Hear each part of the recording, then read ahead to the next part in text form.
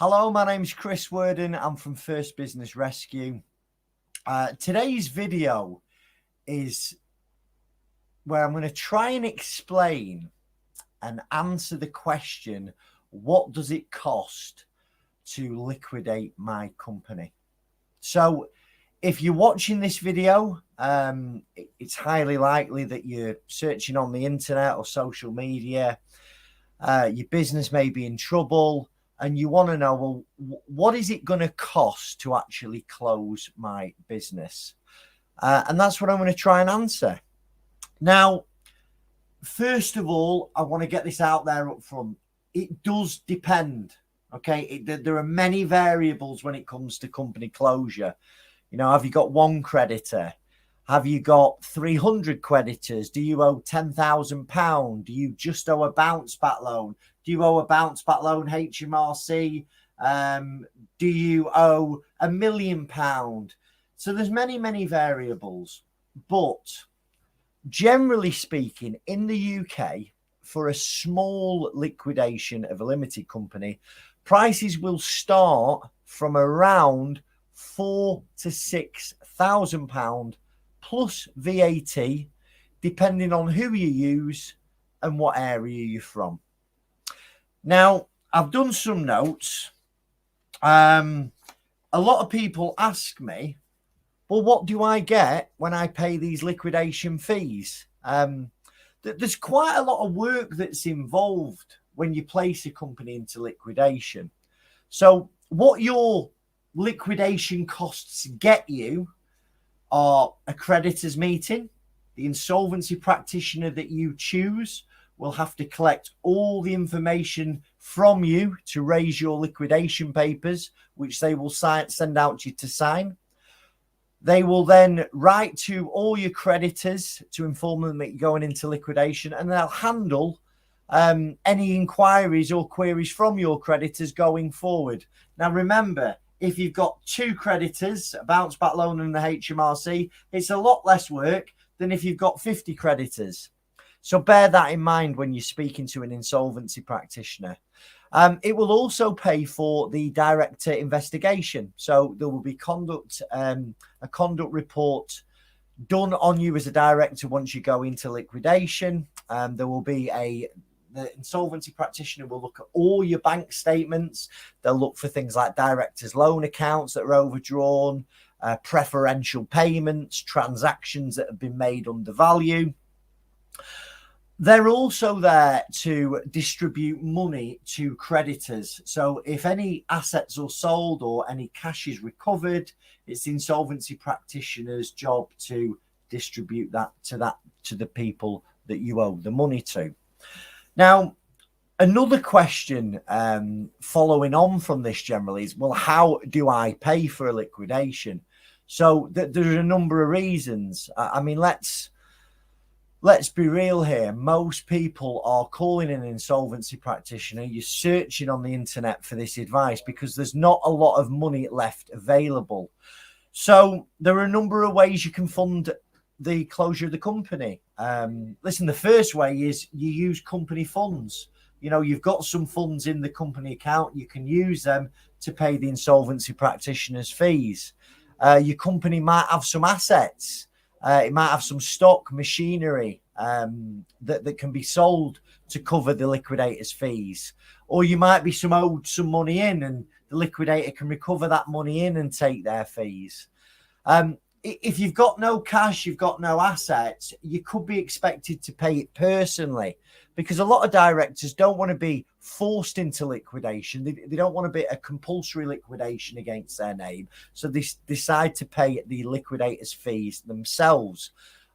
If you have been a director and on the payroll for the company for over 2 years, and you've worked a minimum of 16 hours a week, well, you could be entitled to director redundancy. Now, the average claim for directors today in the UK, it's October 2021. If you're watching this in the future, it's £9,000. So it's more than enough to pay a liquidator's fees and still have some money left for yourself. Now, bearing in mind that goes on things like age, time in service, your salary. But for argument's sake, let's say you're my age, you're 39 years old, you've had the company 2 years and you've been on like £1,000 a month salary. Your claim should be around £4,000. So it's a big chunk towards the cost of liquidation.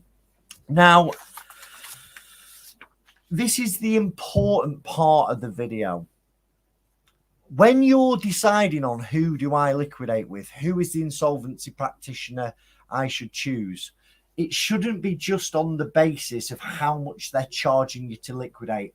A lot of the times that's just the headline figure, because there are a number of ways where you could still be charged money and it be expected to pay more money to the insolvency practitioner after the liquidation.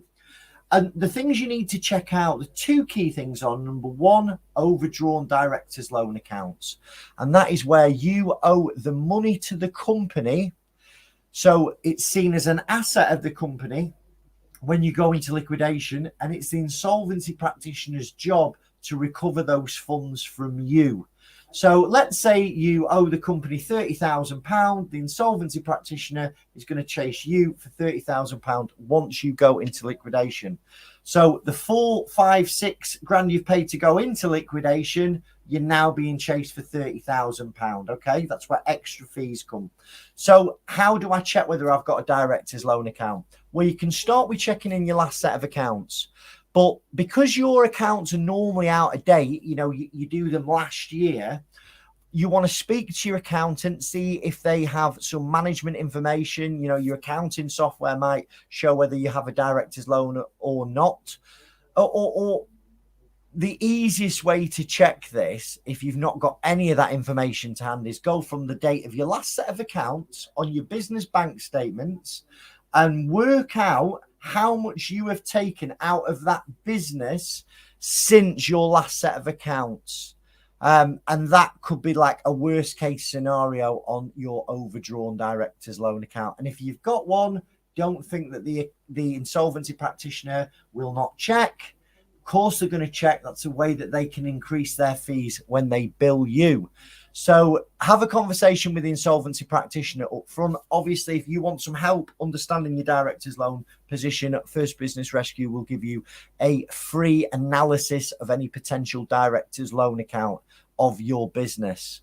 Another thing to check is preference payments. So when a company becomes insolvent, so you can't afford to pay your debts when they fall due, your liabilities are more than your assets, you've got to be careful how you make payments. So let's imagine that you pay off a creditor that you've personally guaranteed. You pay them off £5,000, but you leave the other supplier that you haven't personally guaranteed and you owe them £10,000, and you're HMRC and you owe a bounce back loan. Well, you've paid the supplier that you personally guaranteed in preference to everyone else, and a liquidator could come to you for that money personally. And again, it's something you want to be aware of. If you're struggling financially, your business is struggling to make its bills, you need to get advice early. So there's less danger that you're going to make those preference payments, which are going to cause you more trouble and cost you more money once you appoint a liquidator. If you're getting quoted £1,000, £2,000 to liquidate, be careful, because more often than not, you're going to be pursued for more money down the line once you've appointed the liquidator. Now, things like director's loan accounts, misspent bounce back loans, preference payments, they can't be swept under the carpet. Contrary to what anybody says to you, if you have these things, you're going to be asked to pay them back. The key to this is understanding your position up front and then taking a proactive approach with the insolvency practitioner, saying, right, this is the problem. How are we going to deal with it? Now, depending on your personal situation, you should be able to make some type of settlement with the insolvency practitioner, or at least a payment arrangement to pay off these additional things like overdrawn directors' loan accounts and preference payments. So It's a sliding scale. If you've got £1 million worth of equity in your house and, you know, hundreds of £1,000s in the bank, you're going to be expected to pay most of this back. However, if you are in rented accommodation, you're now on universal credit, you know, you could get it all written off. Every case is different. And again, if you're worried about some of the things I've said today, it's important to take advice. Now, I'm just checking that I've covered all of my points. And I think I have. Listen, my advice is clear. If your business is struggling and you are researching on how to liquidate, who to liquidate with, and what it's going to cost to liquidate your company, get some advice early. Make sure everything is in writing from the insolvency practitioner before you make a decision. Be willing to have those uncomfortable conversations up front with people. And if you want some help to understand your position with no obligation, no strings attached, please get in touch with First Business Rescue. I hope you found this video useful. If you're watching us on YouTube, please subscribe to the channel. If you've seen us on social media, give us a like and a share and a comment. And get in touch if you like any advice and you want any questions answering. Have a wonderful day. Goodbye.